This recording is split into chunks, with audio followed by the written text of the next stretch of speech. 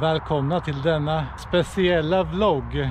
Strax in till E4 här så ligger ett samhälle som snart är ett minne blott. Och nu är de på väg att rivas. Grävskoporna har sett skopan i marken. Och här ska det bli industriområde.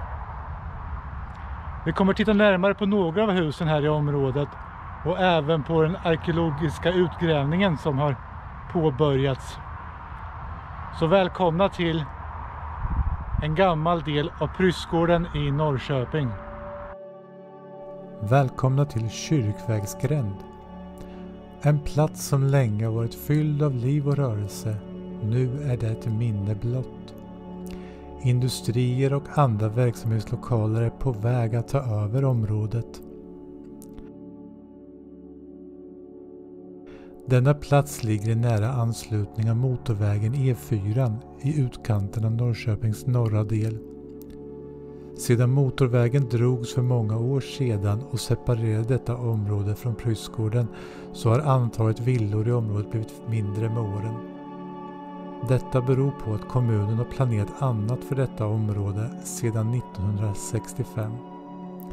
Vi ska titta närmare på några av husen som fortfarande står kvar, så välkomna in i denna snart bortglömda idyll. De flesta villorna som finns i området är för en familj, men den första vi ska titta in i har det bott 2 familjer fördelat på 2 våningsplan. Lägenheterna ser identiska ut i formen, det enda som skiljer dem åt är färgsättningen i de olika rummen.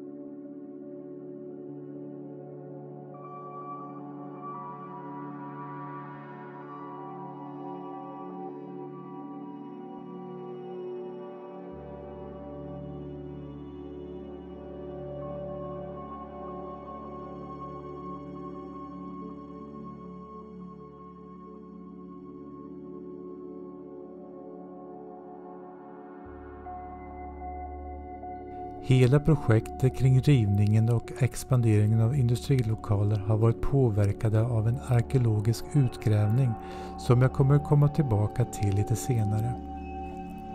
2023 togs beslut om att gå vidare med utgrävningen och då togs även beslut att börja riva husen. Efter det blev det panik för de boende som fick börja leta efter nya boende. Enligt en artikel i den lokala tidningen säger en av de boende att de inte fick någon hjälp från kommunen.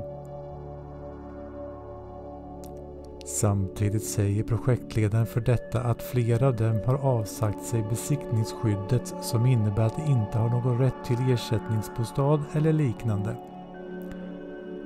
Vad personen i artikeln har för rättigheter vet jag ingenting om. Personen i fråga lyckas till slut köpa en bostadsrätt. Allt eftersom familjerna flyttade från området så rivs huset och den arkeologiska utgrävningen kunde fortsätta.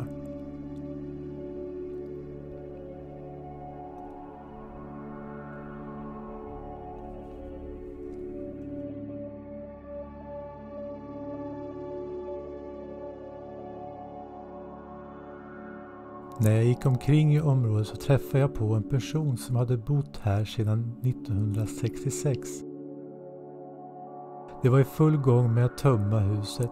Personen tyckte självklart det var tråkigt att behöva flytta ifrån denna plats som var deras trygghet i så många år.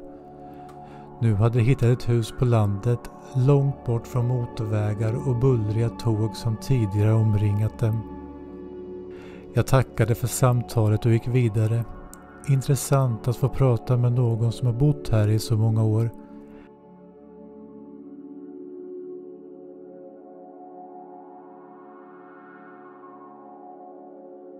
Kan inte föreställa mig hur det måste kännas att tvinga flytta och samtidigt vara sista kvar.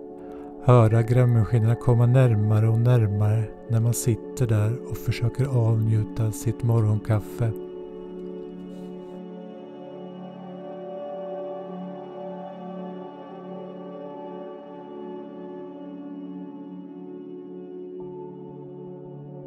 Här i området har den största arkeologiska undersökningen i Östergötland pågått sedan 2023.